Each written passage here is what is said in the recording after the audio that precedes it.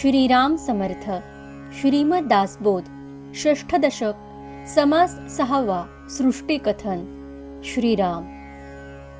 सृष्टीपूर्वी ब्रह्म असे, तेथे सृष्टी मुळीच नसे. आता सृष्टी दिसत असे, ते सत्य की मिथ्या. श्रीराम.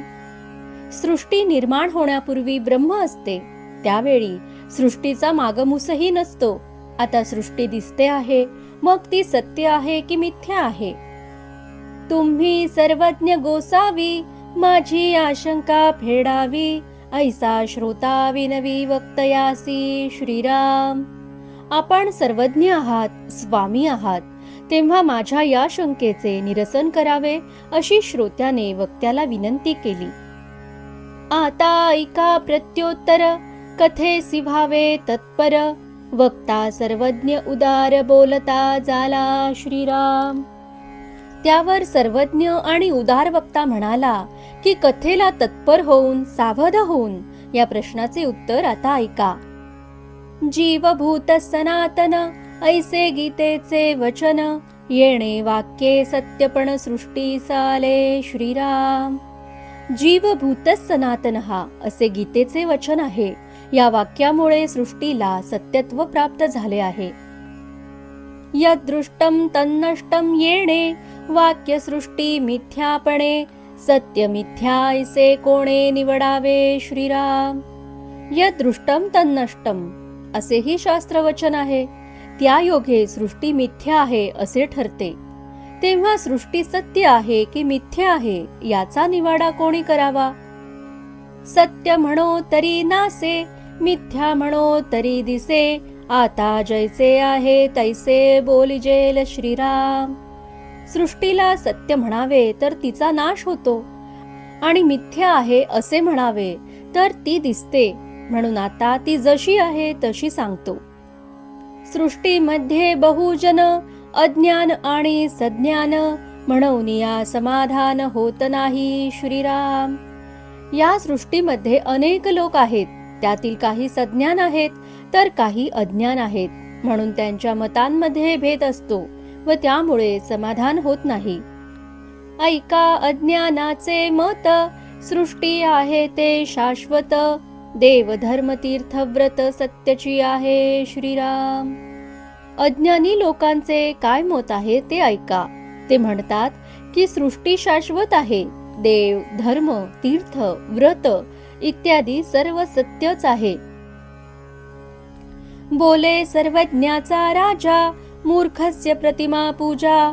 ब्रह्मपळयाच्या पैजात घालू पाहे. श्रीराम. त्यावर सर्वज्ञांचा राजा म्हणतो की मूर्खस्य प्रतिमा पूजा, म्हणजे मूर्ख आणि अज्ञानी असतात त्यांच्यासाठी मूर्तीपूजा असते.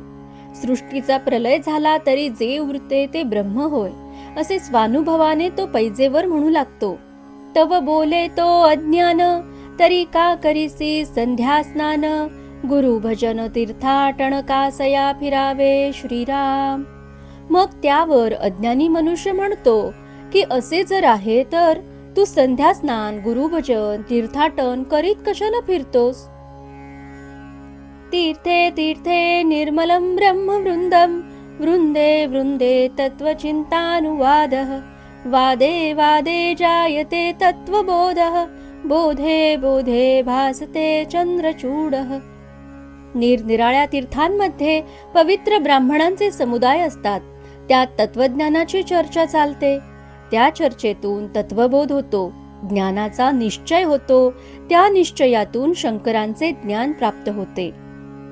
चंद्रचूडाचे वचन, सद्गुरूचे उपासन.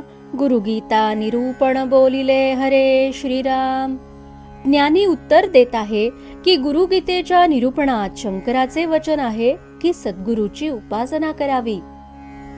गुरुसी कैसे भजावे, आधी तयासी ओळखावे. त्याचे समाधान घ्यावे विवेके स्वये. श्रीराम. सद्गुरूची उपासना, भजन कसे करावे तर प्रथम सद्गुरूला ओळखावे व मग त्यांनी स्वात्मानुभवाने जे समाधान प्राप्त केलेले असते ते आपण स्वतःही विवेकाच्या योगे प्राप्त करून घ्यावे. ब्रह्मानन्दं परमसुखदं केवलं ज्ञानमूर्तिं द्वन्द्वातीतं गगनसदृशं तत्त्वमस्यादिलक्ष्यम् एकं नित्यं विमलमचलं सर्वधी साक्षिभूतं भावातीतं त्रिगुणरहितं सद्गुरुं तं नमामि. सद्गुरु ब्रह्मानंद स्वरूपच असतात. ते परम सुख देतात. ते केवळ ज्ञानमूर्तीच असतात. ते द्वंद्वातीत असतात. ते आकाशासारखे असतात. ते तत्वमसी याचा साक्षात अनुभव घेतलेले असतात. ते एकरूप, नित्य, निर्मल, पवित्र आणि अचल असतात. सर्वांच्या हृदयात साक्षी रूपाने राहतात व भावातीत त्रिगुणरहित असतात. अशा सद्गुरूंना मी नमस्कार करतो. गुरुगीतेचे वचन ऐसे सद्गुरूचे ध्यान तेथे सृष्टी मिथ्या भान उरेल कैचे श्रीराम. हे गुरुगीतेतील वचन असून यात याप्रमाणे सद्गुरूंचे ध्यान वर्णिले आहे. अशा प्रकारचे सद्गुरूंचे ध्यान केले असता सृष्टी मिथ्या आहे हे भान तरी कसे उरणार. ऐसा सज्ञान बोलिला सद्गुरु तो ओळखिला सृष्टी मिथ्या ऐसा केला निश्चितार्थ श्रीराम. सज्ञानाने याप्रमाणे उत्तर दिले. त्याने सद्गुरूचे स्वरूप जाणले आणि सृष्टी मिथ्या आहे असा निश्चित अर्थ केला. श्रोता ऐसे न मनी कदा अधिक उठिला वेवादा म्हणे कैसारे गोविंदा ज्ञान म्हणतोसी श्रीराम. श्रोत्याला हे वचन मान्य होईना. तो वादविवादास अधिकच प्रवृत्त झाला आणि म्हणू लागला की श्रीकृष्णाला तू अज्ञानी कसारे म्हणतोस. जीवभूत सनातनः ऐसे गीतेचे वचन तयासी तू अज्ञान म्हणतोसी कैसा श्रीराम. जीवभूत सनातनः असे गीतेचे वचन आणि गीता भगवान श्रीकृष्णांनी सांगितली आहे. त्यांना तू अज्ञानी कसा म्हणतोस. ऐसा श्रोता आक्षेप करी विषाद मानिला अंतरी याचे प्रत्योत्तर चतुरी सावध परिसावे श्रीराम. श्रोत्याने असा आक्षेप घेतला व तो मनामध्ये दुःख करू लागला. आता चतुर श्रोत्यांनी या आक्षेपाचे उत्तर सावध होऊन ऐकावे. गीतेस बोलिला गोविंद त्याचा न कळे तुझ भेद म्हणून या व्यर्थ खेद वाहतोसी श्रीराम. गीतेमध्ये श्रीकृष्णाने जे काही सांगितले त्याचा अर्थ तुला कळला नाही म्हणून तू उगीचच दुःख करीत आहेस. अश्वत्थ सर्व वृक्षाणाम माझी विभूती पिंपळ म्हणून बोलिला गोपाळ वृक्ष तोडिता तत्काळ तुटत आहे श्रीराम. गीतेत श्रीकृष्णांनी म्हटले आहे की सर्व वृक्षांत पिंपळ ही माझी विभूती आहे. पण पिंपळ तोडला तर तो तत्काळ तुटतो. नैनम छिंदन्ति शस्त्राणि नैनम दहति पावकः न चैनम क्लेदयन्त्यापो न शोषयति मारुतः. याला शस्त्रे तोडू शकत नाहीत, अग्नी जाळीत नाही, पाणी भिजवू शकत नाही आणि वायू याला सुकवू शकत नाही.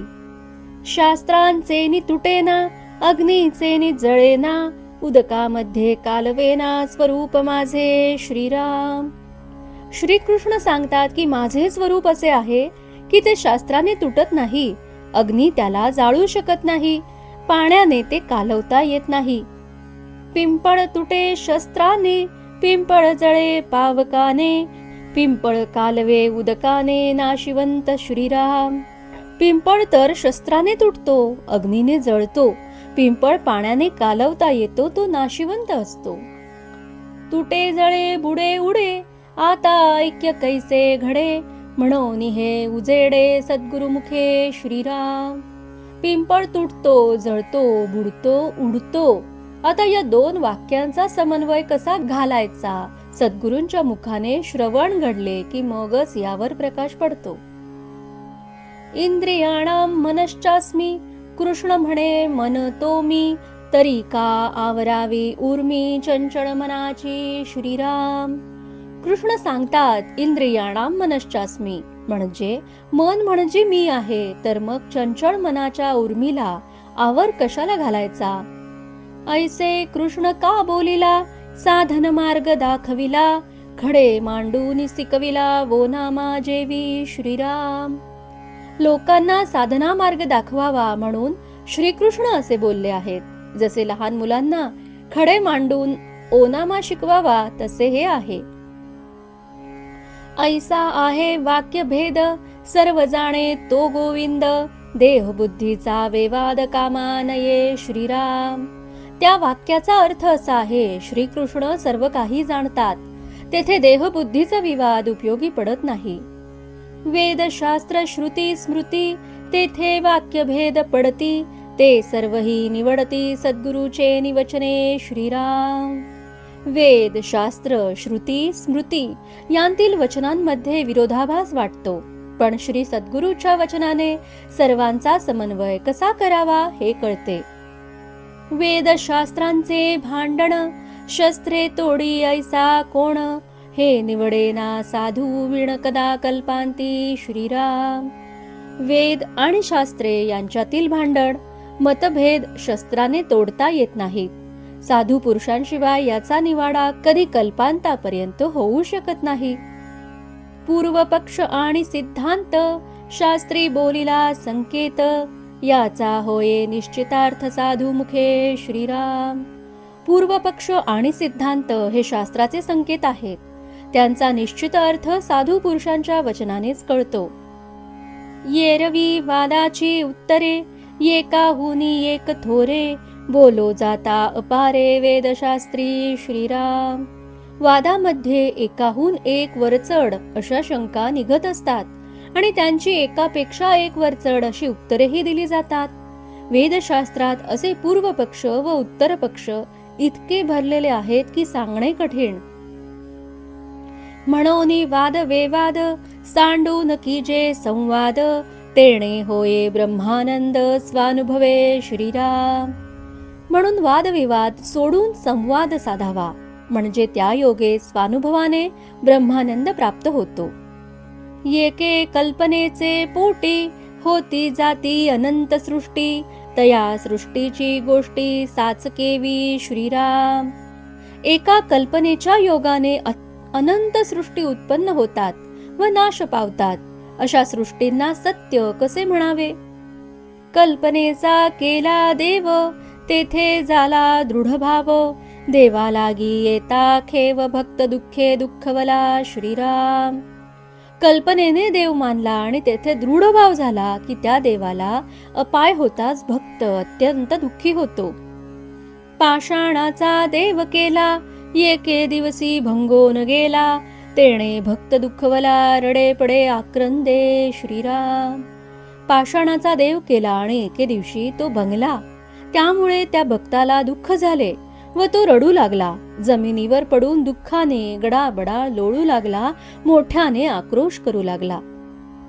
देव हारपला घरी एक देव नेला चोरी. एक देव दुराचारी फोडिला बळे श्रीराम. एक देव घरातच हरवला. एक देव कोणी चोरून नेला. एक देव कोणी दुराचारी माणसाने जबरदस्ती फोडूनच टाकला. एक देव जा पाणीला. एक देव उदकी टाकीला. एक देव नेऊन घातला पाया तळी श्रीराम. एक देव भ्रष्ट केला गेला. एक देव कुणी पाण्यात बुडवला तर एक देव कुणी पायदळी तुडवला. काय सांगो तीर्थ महिमा मोडून गेला दुरात्मा. थोर सत्व होते ते मा काय झाले कळेना श्रीराम. लोक म्हणू लागले की खरोखर या तीर्थाचा किती महिमा होता.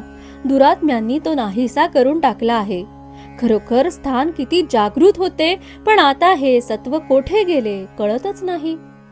देव घडिला सोनारी देव वोतीला वोतारी. एक देव घडिला पाथरी पाषाणाचा श्रीराम. एक देव सोनाराने घडवला. एक देव ओताऱ्याने ओतला. पाषाणाचा पाथरवटाने घडविला. नर्मदा गंडिका तीरी देव पडिले लक्षवरी. त्यांची संख्या कोण करी असंख्यात गोटे श्रीराम. नर्मदेच्या गंडकीच्या तीरावर लक्षावधी देव पडलेले असतात. या प्रकारे अज्ञानी लोकांची स्थिती असते. देव एकच आहे असा दृढ निश्चय त्यांच्या ठिकाणी नसतो. चक्रतीर्थी चक्रांकित देव सती असंख्यात, नाही मनी निश्चितार्थ एक देव श्रीराम. नर्मदेच्या गंडकीच्या तीरावर लक्षावधी देव पडलेले असतात. या प्रकारे अज्ञानी लोकांची स्थिती असते. देव एकच आहे असा दृढ निश्चय त्यांच्या ठिकाणी नसतो. बाण तांदळे ताम्र नाणे, स्फटिक देव्हारी पूजणे, ऐसे देव कोण जाणे, खरे की खोटे श्रीराम. शंकराचे बाण, शेंदूर फासलेले दगड, तांब्याची नाणी, स्फटिक इत्यादी नाना प्रकारचे देव देव्हाऱ्यात पूजिले जातात. ते खरे की खोटे हे कोण जाणणार. देव रेसीमाचा केला, तोही तुटे निया गेला, आता नवा नेम धरिला, मृत्तिकेचा श्रीराम. रेशमाचा देव केला, तोही तुटून गेला. तेव्हा आता नवीन नेम धरला आणि मृत्तिकेच्या देवाची पूजा सुरू केली. आमचा देव बहु सत्य, आम्हा आकांती पावत, पूर्ण करी मनोरथ सर्व काळ श्रीराम. त्या देवाचे भक्त म्हणतात की आमचा देवच खरा आहे, आम्हाला संकटांच्या वेळी पावत असे आणि सर्व काळ आमचे मनोरथ तो पूर्ण करीत असे. आता याचे सत्व गेले, प्राप्त होते ते झाले, प्राप्त न वचे पालटिले, ईश्वराचे नि श्रीराम. आता याचे सत्व गेले आहे, त्यामुळे जे प्रारब्धात होते ते भोग आता प्राप्त होत आहेत. प्रारब्ध चुकविता येत नाही, ईश्वर सुद्धा काही करू शकत नाही. धातू पाषाण मृत्तिका, चित्रलेप काष्ठ देखा, तेथे देव कैच्या मूर्खा, भ्रांती पडली श्रीराम. याप्रमाणे लोक धातू पाषाण मृत्तिका, चित्रे, लाकूड इत्यादींच्या मूर्ती करून त्यांची पूजा करीतात. श्री समर्थ म्हणतात की मूर्खा, तुला भूल पडली आहे. त्या सर्वात देव कुठे आहे. हे आपुली कल्पना, प्राप्तांग ऐसी फळे जाणा, परी त्या देवाची खुणा वेगळ्याची श्रीराम. म्हणोनी हे माया भ्रमणे, सृष्टी मिथ्या कोटी गुणे, वेदशास्त्रे पुराणे ऐसीच बोलती श्रीराम. ही सगळी आपली कल्पना आहे. आपल्या प्रारब्धानुसार आपल्याला सुखदुःखे भोगावी लागतात. खऱ्या देवाच्या खुणा काही वेगळ्याच असतात. म्हणून ही सर्व मायेची करणी आहे. ही सृष्टी कोटी गुणांनी मिथ्या आहे असे वेद, शास्त्रे, पुराणे सर्व एकमताने सांगतात. साधू संत मानुभाव, त्यांचा ऐसाची अनुभव, पंचभूतातीत देव सृष्टी मिथ्या श्रीराम. साधू संत महानुभाव या सर्वांचा अनुभव असाच आहे की पांचभौतिक सृष्टी ही मिथ्या आहे. खरा देव या सर्वांच्या अतीत आहे. सृष्टी पूर्वी सृष्टी चालता, सृष्टी अवघी संहारता, शाश्वत देव तत्वता, आदि अंती श्रीराम. सृष्टी होण्यापूर्वी, सृष्टी असताना आणि सर्व सृष्टीचा संहार झाल्यावर आधी आणि अंती देव तत्वतः शाश्वत असल्याने जसाच्या तसाच असतो. ऐसा सर्वांचा निश्चयो, येदर्थी नाही संशयो, वितरेक आणि अन्वयो कल्पनारूप श्रीराम. वरील सर्वांचा हा स्वानुभवाचा निश्चय आहे. येथे संशयाला जागा नाही. सृष्टीचा संहार आणि उभारणी सर्व कल्पनारूप आहे. येके कल्पनेचे पोटी, बोलिजेती अष्टसृष्टी, तया सृष्टीची गोष्टी सावध ऐका श्रीराम. एका कल्पनेमुळे 8 प्रकारची सृष्टी निर्माण होते ते सर्व सांगतो, सावधपणे ऐका. एकी कल्पनेची सृष्टी, दुजी शाब्दिक सृष्टी, तिजी प्रत्यक्ष सृष्टी, जाणती सर्व श्रीराम. एक कल्पनेची सृष्टी, दुसरी शाब्दिक सृष्टी, तिसरी आपल्या डोळ्यांना प्रत्यक्ष दिसणारी सृष्टी, हिला सर्व जाणतात. चौथी चित्रलेप सृष्टी, पाचवी स्वप्न सृष्टी, सहावी गंधर्व सृष्टी, ज्वर सृष्टी, सातवी श्रीराम. आठवी दृष्टी बंधन, ऐशा अष्टसृष्टी जाण, यामध्ये श्रेष्ठ कोण सत्य मानावी श्रीराम. चौथी चित्रलेप सृष्टी, पाचवी स्वप्न सृष्टी, सहावी गंधर्व सृष्टी, सातवी ज्वर सृष्टी, आठवी सृष्टी दृष्टीबंधन, अशा एकूण 8 सृष्टींमध्ये श्रेष्ठ कोणती आणि सत्य कोणती मानावी. म्हणोनी सृष्टी नासिवंत, जाणती संत महंत, सगुणी भजावे निश्चित निश्चया लागी श्रीराम. म्हणून सर्व सृष्टी नाशिवंत आहेत हे सर्व संत महंत जाणतात, पण हा सर्व निश्चय दृढ होण्यासाठी सगुणास भजावे लागते.